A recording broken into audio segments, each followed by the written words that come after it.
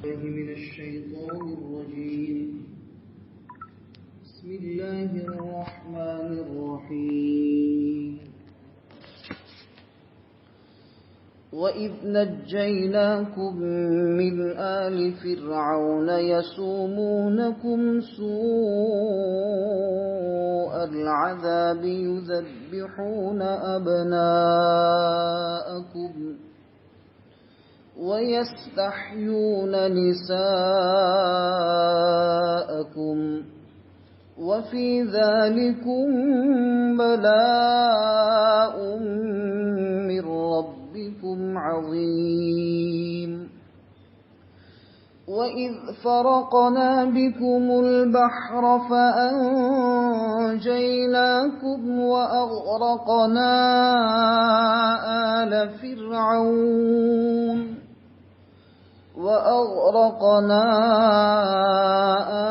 فِرْعَوْنَ وَأَنتُمْ تَنظُرُونَ. وَإِذْ وَاعَدْنَا مُوسَىٰ 40 لَيْلَةً ثُمَّ اتَّخَذْتُمُ الْعِجْلَ مِن بَعْدِهِ وَأَنتُمْ ظَالِمُونَ. ثُمَّ عَفَوْنَا عَنكُم مِّن بَعْدِ ذَلِكَ لَعَلَّكُمْ تَشْكُرُونَ. اور اس وقت کو یاد کرو جب کہ ہم نے تم کو نجات دی فرعون کی قوم سے. وہ لوگ تم کو برے عذاب دیا کرتے تھے، تمہارے اولاد یعنی تمہارے بیٹوں کو ذبح کر دیتے تھے اور تمہاری عورتوں کو زندہ چھوڑ دیتے تھے. اور اس نجات میں تمہارے رب کی طرف سے بڑی آزمائش ہے. اور اس وقت کو یاد کرو جس وقت کہ ہم نے تمہارے لیے سمندر کو پھاڑا، پھر ہم نے تم کو نجات دی اور فرعون کی قوم کو غرق کر دیا یعنی ڈبو دیا، حال یہ کہ یہ نظارہ تم دیکھ رہے تھے. اور اس وقت کو یاد کرو جس وقت کہ ہم نے موسیٰ علیہ السلام سے 40 راتوں کا وعدہ کیا، پھر تم نے اس کے بعد بچڑے کو معبود بنا دیا. تم اس وقت ظلم کرنے والے لوگ تھے، پھر ہم نے تم کو معاف کر دیا اس کے بعد تاکہ تم لوگ اللہ کا شکریہ ادا کرو.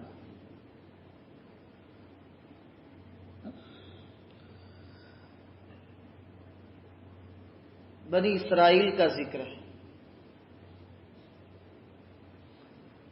اس سے پہلے والی آیت میں گزشتہ جمعرات کو بتایا گیا تھا کہ بنی اسرائیل یہ سمجھ رہے تھے کہ ہمارے باپ دادا بڑے اللہ والے تھے اور انبیاء بھی تھے، تو ہو سکتا ہے کہ ہمارے باپ دادا کی نیکی کی وجہ سے اور ہمارے باپ دادا کے انبیاء اور رسول ہونے کی وجہ سے اللہ تعالی ہم کو معاف کر دے، چاہے ہم دنیا میں کتنے ہی گناہ کیوں نہ کریں. تو اللہ تبارک و تعالی نے ان کا بھرم توڑ دیا. کہا کہ قیامت کے دن سے ڈرو، اس دن کوئی کسی کے کام نہیں آئے گا اور اس دن کسی کی سفارش اور شفاعت قبول نہیں ہوگی. اور اگر تم اپنے آپ کو عذاب سے چھڑانے کے لیے اللہ کو مال بھی دو گے، مال و متاع بھی دو گے، روپیے پیسے بھی دو گے، تو اللہ تعالیٰ کے یہاں اس کو قبول نہیں کیا جائے گا. ایک آیت کریمہ میں یہاں تک ہے کہ اگر جہنمی جہنم سے چھوٹنے کے لیے اللہ تبارک و تعالیٰ کے سامنے یوں کہے گا کہ یا اللہ دنیا کی زمین بھر کے سونا چاندی اور اتنا دوسرا یعنی 2 زمینیں بھر کر تجھے سونا چاندی میں دوں، تو اس کو قبول کر لے اور مجھے جہنم کے عذاب سے نجات دے دے۔ حالانکہ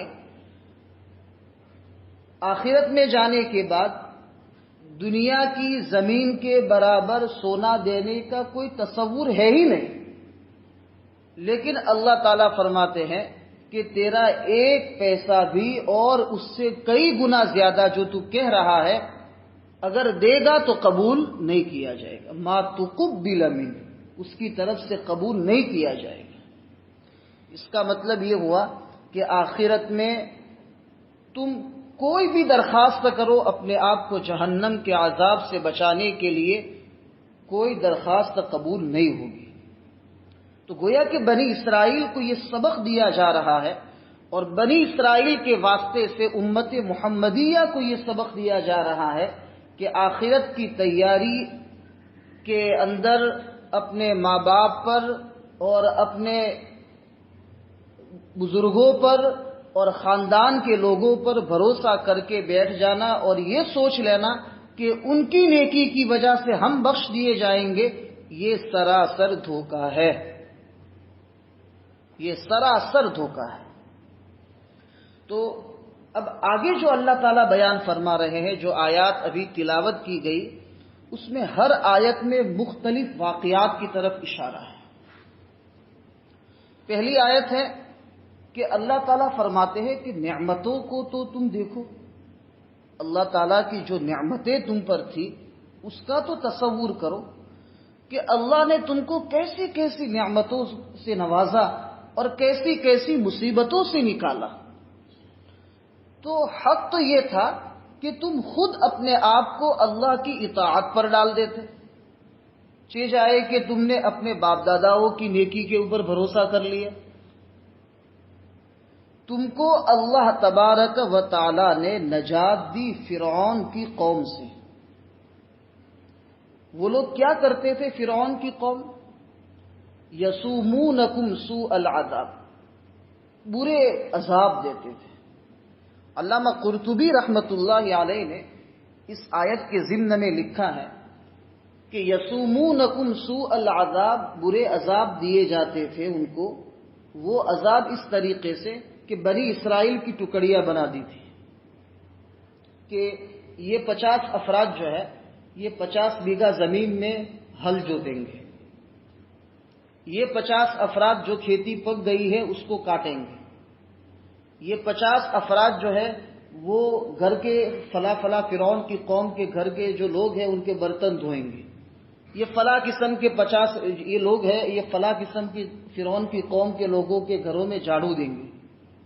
ایسے مشغول کر دیا تھا، اور دن بھر محنت، دن بھر تھکنا، اور ان کو 1 روپیہ بھی دیا نہیں جاتا تھا، صرف اتنا کہ ان کا پیٹ بھر سکے اتنا کھانا۔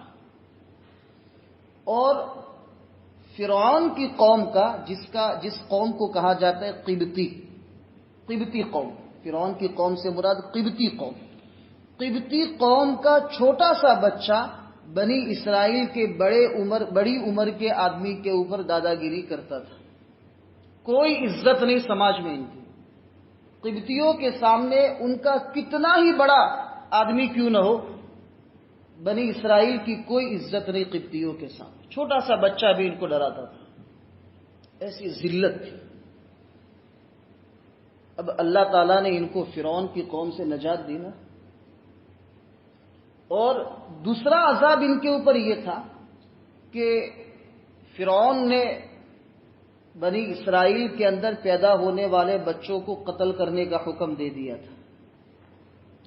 ایک مرتبہ فرعون نے خواب دیکھا، خواب میں یہ دیکھا کہ بیت المقدس کی طرف سے ایک آگ نکل رہی ہے جو مصر کی طرف آ رہی ہے۔ تو جب یہ خواب دیکھنے کے بعد جب نیند سے بیدار ہوا تو اس نے کاہن لوگوں کو بلایا، پنڈت قسم کے جو لوگ ہوتے ہیں جو خواب کی تعبیر کو جانتے ہیں ان کو بلایا، کہا کہ رات کو میں نے یہ خواب دیکھا ہے۔ تو کاہنوں نے یہ کہا کہ اس خواب کی تعبیر یہ ہے کہ مصر میں بنی اسرائیل کے اندر ایک بچہ پیدا ہوگا جو آپ کی حکومت کا خاتمہ کر دے گا. تو اس نے اعلان کر دیا کہ بنی اسرائیل میں جتنے بھی بچے پیدا ہو سب کو قتل کر دو، اور جو بچیاں پیدا ہوتی تھی ان کو زندہ چھوڑ دیتا تھا. اس کے دو مقصد ہیں. ایک تو تاکہ یہ بچیاں ان کے گھروں کا کام کریں، ان کے کھیتوں کا کام کریں، اور دوسرا یہ ہے کہ ان کی خواہشات کو پورا کرنے کے لیے ان کو زندہ چھوڑ دیتے تھے. یہ بھی کم آزمائش ہے. تو بنی اسرائیل کو یہ عذاب دیے گئے. اب ان عذاب سے اللہ تعالیٰ نے ان کو نجات دی. اب مصیبت سے انسان جب نکلتا ہے اور عافیت میں آتا ہے، سہولت میں آتا ہے، تو اس کو چاہیے کہ اللہ تعالیٰ کا شکریہ ادا کرے کہ اللہ میں فلاں حال میں تھا، تو نے مجھے اس برے حال سے نکال کر اچھے حال میں کر دیا، میں اس کے اوپر تیرا شکریہ ادا کرتا ہوں. لیکن یہ بنی اسرائیل جو ہے نا ناشکری بہت کرتے ہیں. یہ بہت ہی آگے تفصیل کے ساتھ بنی اسرائیل کے واقعات ہیں. آپ اس سے جب جیسے جیسے آگے تفسیر ہوتی جائے گی آپ انداز لگائیں گے کہ کتنی نعمتیں اللہ کی طرف سے ان کے اوپر تھی. نعمتوں کے شکریہ ادا کرنے کی جگہ پر یہ لوگ اللہ کی ناشکری کر رہے ہیں. اب یہ جو فرعون کی قوم سے نجات دی، یہ آل من آل فرعون. آل کہتے ہیں اولاد کو، خاندان کو، لیکن فرعون کا کوئی خاندان نہیں تھا. کتابوں میں لکھا ہے کہ فرعون کی کوئی اولاد نہیں تھی، اس کا کوئی چچا نہیں تھا. اصل میں یہ کس طریقے سے مصر کا بادشاہ بنا اس کے بارے میں مختلف واقعات ہیں. اس میں سے ایک واقعہ یہ ہے کہ فرعون اصل میں فارسی نسل ہے، مصری آدمی نہیں، مصر کا رہنے والا نہیں ہے. یہ ایک فارسی نسل ہے، اور وہ جس قبیلے سے تعلق رکھتا ہے اس قبیلے کا نام ہے استخر. استخر خاندان سے اس کا تعلق ہے. لیکن یہ شخص جو ہے جس کا جو فرعون ہے وہ کفن چور تھا. کسی مردے کو دفن کر دیتے تھے تو وہ رات کو جا کر اس مردے کا کفن لے آتا اور صبح وہی نیا کفن جو ہوتا تھا وہ بازار میں بیچ دیتا. اس کو کفن چور کہتے ہیں. تو اس کا تعلق قبرستان سے تھا اور ایک عامی آدمی تھا. پھر اس کے بعد اس زمانے میں طاعون پھیل گیا، طاعون، اور اتنی موتیں ہوئی. اس فرعون نے دیکھا کہ یہ بہت اچھا کمائی کا موقع ہے، تو قبرستان کے دروازے کے اوپر وہ بیٹھ گئے. اور چونکہ موتیں بہت ہوئی تھی تو دن میں کئی جنازے آتے تھے قبرستان میں دفن کرنے کے لیے، کئی جنازے لائے جاتے تھے. تو اس نے قبرستان کے دروازے پر بیٹھ کر اس نے کہا کہ جس کو بھی اس قبرستان میں دفن کرنا ہو وہ 1 درہم دے. تو اس نے اس طریقے سے جو میت اور جنازے ہوتے تھے ان کے متعلقین اور ان کے وارثین کے پاس سے 1 درہم کو جمع کرنا شروع کر دی. اور یہ شخص بڑا مالدار بن گیا. اب یہ مصر کے اندر جو بادشاہ تھا اس یعنی فرعون تو نہیں تھا، وہ تو بعد میں بنا. وہ جو اس زمانے میں یعنی فرعون جو عامی آدمی تھا اس وقت جو دوسرا بادشاہ تھا مصر کے تخت پر، اس نے لوگوں سے چونکہ ٹیکس وصول کیا جاتا ہے، یہ حکومتیں ایسے ہی نہیں چلتی جیسے ہمارے پاس سے ٹیکس وصول کیے جاتے ہیں، یہ پانی ویرا، گھر ویرا، اس طریقے سے یہ جو چیزیں ہوتی ہے سرکار تک پہنچتی ہے. تو یہ ایک نظام ہوتا ہے حکومت کے چلانے کا. تو اس زمانے میں بھی بادشاہ نے لوگوں سے ٹیکس وصول کرنا چاہا، تو قحط سالی کی وجہ سے لوگوں کے پاس جو ہے کھیتی نہیں تھی. تو لوگوں نے کہا کہ اس سال ہم ٹیکس ادا نہیں کر سکیں گے، تو آپ ہمارا ٹیکس معاف کر دو.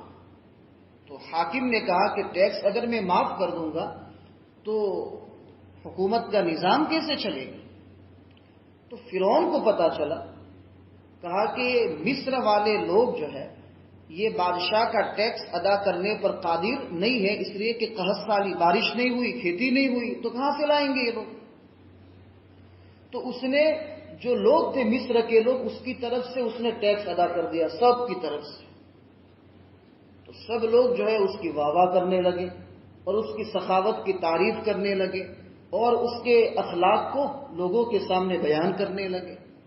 پھر اتفاق یہ ہوا کہ اس وقت جو مصر میں بادشاہ تھا اس کا اچانک انتقال ہو گیا، مر گیا. تو لوگوں نے مشورہ کیا، مصر والوں نے کہا کہ ہمیں تو یہی شخص جو ہے حکومت پر چاہیے جو قحط سالی کے زمانے میں ہمارا ٹیکس ادا کر دیتا ہو، ایسا بادشاہ ہمیں چاہیے.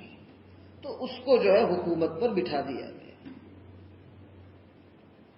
اب ظاہر سی بات ہے کہ یہ تو تنہا تھا، اس کی تو کوئی اولاد نہیں ہے، اس کا کوئی خاندان نہیں ہے، اس لیے آل فرعون سے مراد قوم فرعون ہے، یعنی جو فرعون کے ماننے والے جو لوگ ہیں، اور فرعون کے ساتھ جو قبطی قوم تھی وہ مراد ہے. اب یہ شخص حکومت پر بیٹھ گیا. اسی لیے کہتے ہیں کہ غریب اگر اچانک مالدار ہو جائے تو اس کو نشہ آ جاتا ہے. کوئی شخص اچانک مالدار ہو جائے تو اس کو نشہ آ جاتا ہے.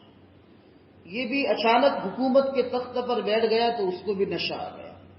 اور دنیا کی حکومت یعنی سب سے بڑی حکومت شمار ہوتی تھی، تو اس کو حکومت کا نشہ آ گیا اور اس نے طرح طرح کے لوگوں کو عذاب دینا شروع کر دیا اور بنی اسرائیل کے اوپر اس قسم کے ظلم تھے. فرعون یہ اس شخص کا نام تھا یا کیا تھا؟ علامہ قرطبی رحمۃ اللہ علیہ نے اس کے بارے میں بہت ساری باتیں لکھی. پہلی بات تو یہ لکھی تھی کہ فرعون اسم الملک بنفسی، کہ فرعون بادشاہی کا نام تھا جو اس زمانے میں جو ظالم بادشاہ تھا موسیٰ علیہ الصلوۃ والسلام کے زمانے میں. بعض حضرات کا کہنا یہ کہ نہیں، اس کا نام جو ہے موسیٰ تھا، فرعون کا اصل نام موسیٰ تھا. بعض نے کہا اس کا اصل نام قابوس تھا. اور حضرت وہب ابن منبہ رحمۃ اللہ علیہ نے لکھا ہے کہ اس کا نام ولید ابن مصعب ابن ریان تھا.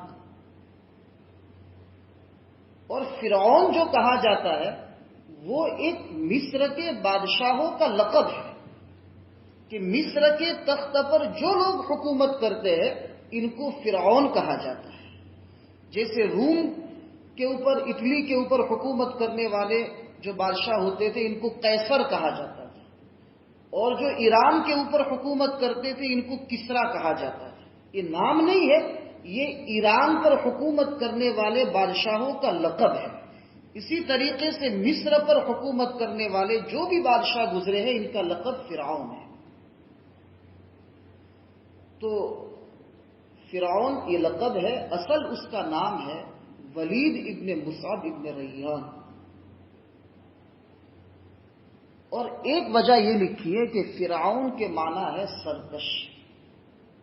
اس کو فرعون اس لیے کہتے تھے کہ یہ سرکش ہے، یعنی ظلم کرنے والا، اللہ تعالیٰ کے احکامات کو توڑنے والا. اللہ تعالیٰ نے اس کو بڑی عمر بھی دی اور زبردست صحت اور تندرستی بھی عطا فرمائی. بعض حضرات نے لکھا ہے کہ 600 سال کی عمر اللہ تعالیٰ نے اس کو عطا فرمائی. 600 سال کی عمر میں کبھی بخار نہیں آیا اور کبھی سر میں درد نہیں ہوا. ایسی صحت اللہ تعالیٰ نے اس کو عطا فرمائی. تو صحت کی وجہ سے بھی نشہ چڑھ گیا کہ میں تو، اس نے پھر دعویٰ کیا کہ انا ربکم الاعلی، میں تمہارا سب سے بڑا رب ہوں. تو یہ نعمتیں ہضم نہ کر سکا. حق تو یہ تھا کہ اللہ نے صحت کی نعمت دی، حکومت دی، اس کے اوپر اس کو شکریہ ادا کرنا چاہیے تھا، لیکن اس نے اللہ کے خلاف بغاوت کر دی اور یوں کہا کہ انا ربکم الاعلی. بعض حضرات کا کہنا یہ ہے کہ اس شخص کو معلوم تھا، فرعون کو معلوم تھا کہ اللہ یہ خالق کائنات ہے، کائنات کو پیدا کرنے والی ذات ہے، میں جو رب ہونے کا دعویٰ کرتا ہوں وہ غلط ہے، لیکن لوگوں کو جو ہے صرف یہ یقین ہو جائے کہ ان کا رب میں ہوں، باقی حقیقت میں رب نہیں ہوں، اس کو خود معلوم تھا۔ یہ علماء نے لکھا ہے کتابوں میں۔ یہ شخص رات کو پہاڑ پر جاتا تھا، پہاڑ پر رات کی تنہائی میں اور سناٹے میں، اور پہاڑ پر جا کر اللہ کے سامنے دعا کرتا تھا، اور دعا میں یوں کہا کرتا تھا کہ یا اللہ تو جانتا ہے کہ میں رب نہیں ہوں اور اصل رب تو ہے، لیکن اگر لوگ مجھے رب نہیں مانیں گے تو پھر میری حکومت ختم ہو جائے گی، اس لیے تو میری حکومت کی لاج رکھ لے اور مجھے رب بنوا لے۔ فیض ابرار میں حضرت مولانا ابرار الحق صاحب دھلیوی رحمۃ اللہ علیہ نے لکھا ہے کہ ایک مرتبہ یہ پہاڑ کے اوپر بیٹھ کر رات کے سناٹے میں اللہ کے سامنے دعا کر رہا تھا۔ اللہ تعالیٰ نے حضرت جبرائیل علیہ الصلاۃ والسلام کو بھیجا کہ وہ جناب کے پاس جائیے اور ان کا سگنیچر لے لیجئے ایک مسئلے پر۔ تو جبرائیل علیہ الصلاۃ والسلام ایک انسان کی شکل میں اس کے پاس آئے، اس کے پاس پہنچے رات کے وقت، کچھ باتیں ہوئی اور پھر کہا کہ جناب آپ تو مصر کی بہت بڑی حکومت کے شہنشاہ اور بادشاہ ہیں، آپ کے ماتحت میں کتنے خدام اور کتنے لوگ ہیں، بنی اسرائیل ہے، قبطی ہے، بڑی بڑی قومیں آپ کے ماتحت میں ہیں، آپ کے انڈر میں ہیں۔ اگر کوئی آپ کی رعیت اور آپ کی پبلک جو آپ کے ماتحت ہے، اگر ان میں سے کوئی آپ کے خلاف آواز اٹھائے اور آپ کے خلاف بغاوت کر دے تو آپ اس کو کیا سزا دیں گے؟ تو انہوں نے کہا، فرعون صاحب نے کہا کہ اس ایسے شخص کو غرق کر دیا جائے اور ڈبو دیا جائے سمندر میں، چونکہ مصر میں سمندر ہے، تو کہا کہ ایسے شخص کو ڈبو دیا جائے۔ تو جبرائیل علیہ الصلاۃ والسلام نے فرمایا کہ جناب آپ کا فیصلہ بہت اچھا ہے، ذرا آپ اس فیصلے کے اوپر دستخط کریں گے، سگنیچر کریں گے؟ جب یہ شخص غرق ہو رہا تھا، فرعون، واقعہ تو بعد میں آئے گا، لیکن جب یہ فرعون غرق ہو رہا تھا تو اس وقت اس نے کہا کہ میں موسیٰ اور ہارون کے رب پر ایمان لایا۔ تو جبرائیل علیہ الصلاۃ والسلام نے اس کو وہ پرچی بتائی، کہا کہ تیرا ہی یہ فتویٰ ہے کہ جو بادشاہ کی مخالفت کرے اور اس کی بات کو نہ مانے تو اس کو ڈبو دیا جائے، تو تیرا بادشاہ بھی تو اللہ تھا، تو نے اللہ کی ایک بھی بات نہیں مانی، تو اللہ بھی تجھے سزا کے طور پر ڈبو رہا ہے۔ اور پھر جبرائیل علیہ الصلاۃ والسلام نے ہاتھ میں مٹی لے کر اس کے منہ پر مار دی کہ کہیں ایسا نہ ہو کہ اللہ تعالیٰ کو رحم آ جائے اور اس کو جنت میں داخل۔ تو یہ فرعون کی یہ تحقیق ہے۔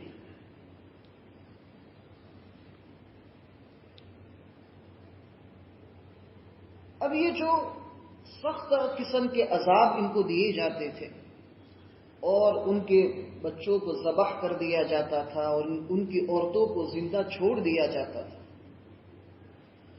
تو اس میں بڑی آزمائش تھی ان کے لیے۔ نجات مل گئی تو نجات میں بڑی آزمائش تھی کہ آزمائش یہ ہے کہ نجات مل جانے کے بعد ان کو کیا کرنا چاہیے؟ شکریہ ادا کرنا چاہیے۔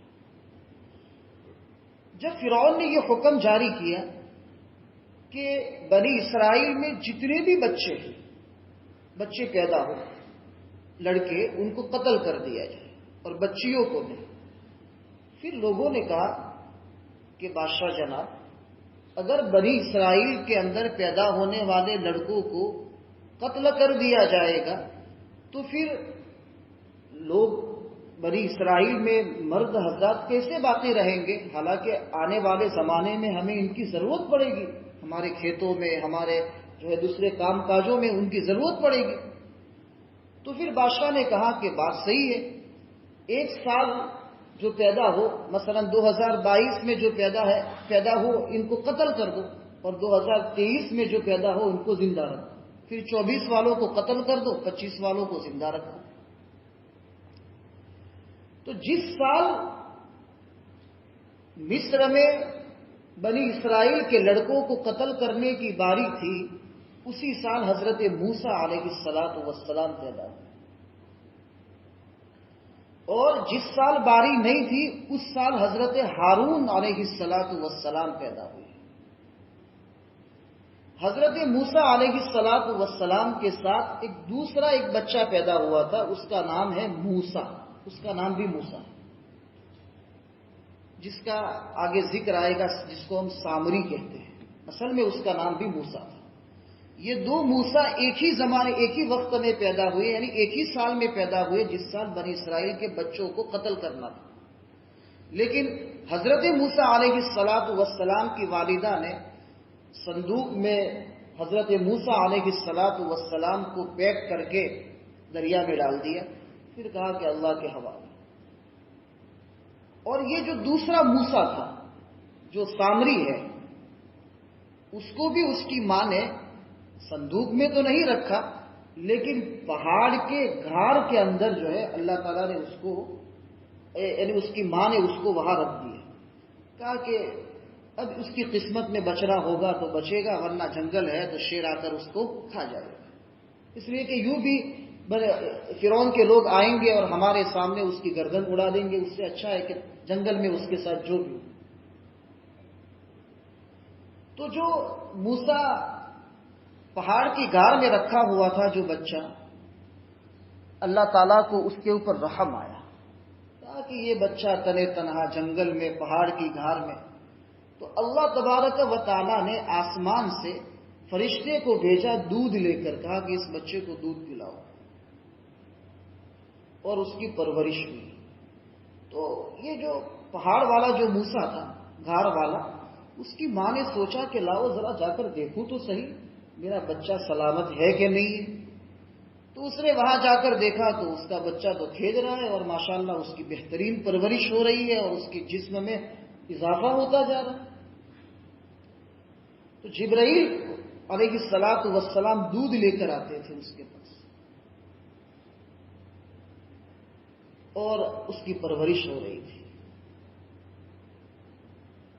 اب یہاں پر بات کو روک کر میں ان دو موسیٰ کے بارے میں بات کرنا چاہتا ہوں کہ یہ موسیٰ جو نبی تھے، موسیٰ علیہ السلام، ان کی پرورش کی وقت کے سب سے بڑے نافرمان شخص فرعون نے کی، اور کیسے پرورش کی وہ آگے واقعات بڑی تفصیل کے ساتھ آئے گی۔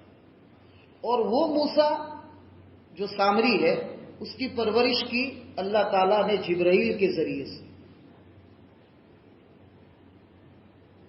اب یہ جو بنی اسرائیل میں بچڑے کی، جیسے ترجمے میں آپ نے سنا، بچڑے کی جو پوجا شروع ہوئی، گائے کی پوجا شروع ہوئی، اس کو شروع کرنے والا یہ سامری تھا موسیٰ، اور ایک اللہ کی عبادت شروع کروانے والا وہ حضرت موسیٰ علیہ السلام، جو اللہ کی عبادت کا درس لوگوں کو دے رہا ہے، اس کی پرورش فرعون نے کی، اور جو لوگوں کو کفر کا درس اور شرک کا درس دے رہا ہے، اس کی پرورش جبرائیل علیہ السلام نے کی۔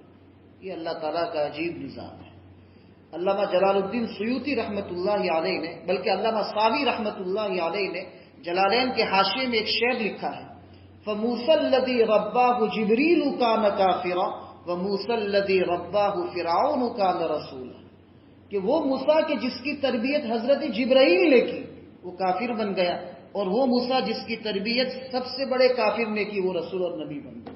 یہ تقسیم ہے اللہ تعالیٰ کی، ہدایت اللہ کے ہاتھ میں۔ تو یہ موسیٰ علیہ السلام کو ان کی والدہ نے جو ہے صندوق میں ڈال دیا، اور وہ صندوق فرعون تک پہنچا، اور پھر اس کے بعد کئی مراحل سے گزر کر ان کو فرعون کے محل میں رہنے کا موقع ملا اور فرعون کی بیوی نے ان کی بہترین تربیت کی اور اللہ تعالیٰ نے ان کی والدہ ہی کو دودھ کے لیے منتخب کیا. وہ لمبا چوڑا واقعہ ہے.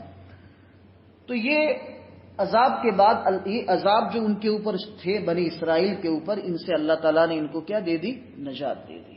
اور اس نجات میں بہت بڑی آزمائش ہے. یعنی آزمائش یہ ہے کہ اگر شکریہ ادا نہیں کرتے تو اللہ تعالیٰ یہ نعمتیں چھین لیں گے. اس لیے اللہ تعالیٰ کی طرف سے اگر نجات ملی ہے تو اس کے اوپر اللہ کا شکریہ ادا کریں. اللہ تعالیٰ ہم سب کو اپنے شکر گزار بندوں میں شامل فرمائے.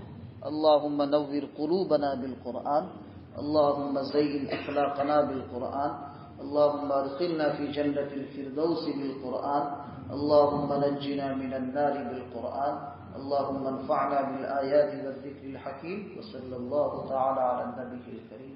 سبحان ربک رب العزة